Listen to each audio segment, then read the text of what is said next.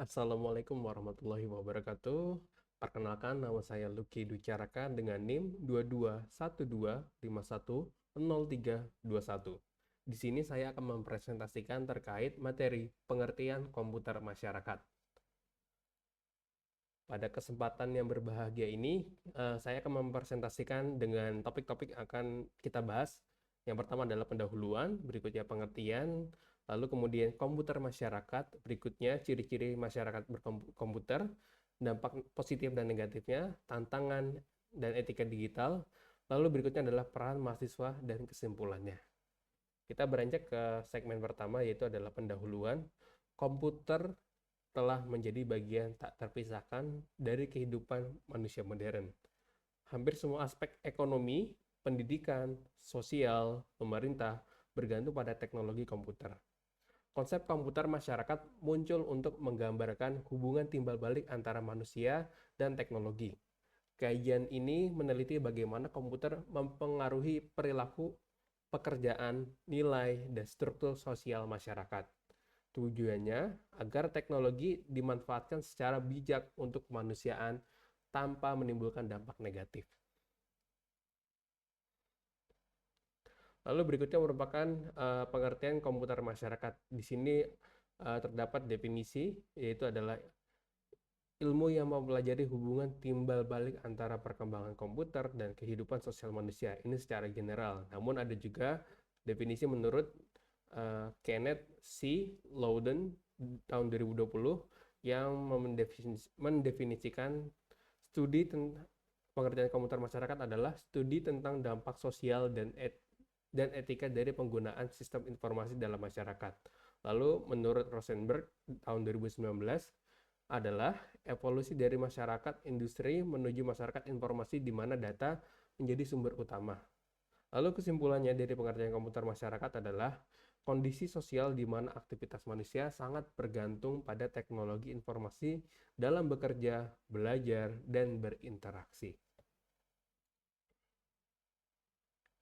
Lalu terdapat ciri-ciri masyarakat komputer. Yang pertama, informasi sebagai sumber daya utama. Data dan pengetahuan menjadi dasar pengambilan keputusan, baik di dunia nyata ataupun di dunia digital.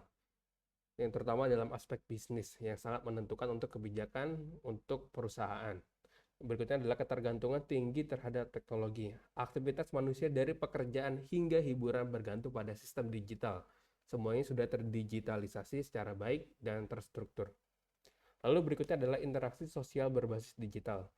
Media sosial menggantikan banyak bentuk komunikasi tatap muka karena misalkan kita ada di jarak jauh, kita dapat menggunakan Zoom karena itu sudah berbasis digital, jadi memungkinkan kita untuk bertatap muka secara online virtual tanpa bertemu langsung. Lalu berikutnya adalah munculnya profesi baru berbasis teknologi informasi seperti data analis, digital marketer, dan programmer. Lalu berikutnya adalah global connectivity. Semua yang berhubungan terkait komputer dan komputer, internet, itu semua seluruh dunia terhubung tanpa batas ruang dan waktu 24 jam non-stop. Lalu berikutnya adalah budaya efisiensi dan kecepatan. Segala sesuatu diukur dari kecepatan akses informasi dan hasil kerja. Lalu apa dampak positif dan negatifnya? Dampak positifnya yang pertama adalah meningkatkan efisiensi dan produktivitas kerja. Berikutnya adalah akses informasi yang luas dan cepat. Yang ketiga, komunikasi lintas dunia lebih mudah. Yang keempat, inovasi di bidang pendidikan, kesehatan, dan bisnis. Yang kelima, pertumbuhan ekonomi digital dan lapangan kerja baru. Yang keenam, peningkatan kualitas hidup dan pengetahuan. Lalu apa saja dampak negatifnya? Yang pertama, kesenjangan digital antara kelompok masyarakat. Yang kedua, kecanduan teknologi dan penurunan interaksi sosial. Yang ketiga, masalah privacy dan keamanan data pribadi. Yang keempat, meningkatnya kejahatan cyber seperti hacking, penipuan, dan lain-lain. Lalu berikutnya, perubahan nilai sosial dan degradasi moral. Dan yang terakhir, pengangguran akibat otomatisasi pekerjaan. Lalu apa saja tantangan dan etika digital? Yang pertama, tantangannya adalah literasi digital masih sangat rendah di banyak daerah. Yang kedua, akses internet itu belum merata di seluruh pelosok Indonesia terutama. Karena kebetulan yang sudah memiliki akses internet penuh itu pastinya di kota-kota besar. Namun di daerah-daerah terpelosok itu masih banyak sekali yang belum memiliki akses internet. Yang ketiga, kurangnya kesadaran terhadap etika bermedia. Keempat, ancaman keamanan cyber yang meningkat. Nomor 5, dampak kesehatan akibat penggunaan komputer yang berlebihan. Yang keenam, regulasi hukum belum sejalan dengan perkembangan teknologi. Lalu apa saja etika digitalnya?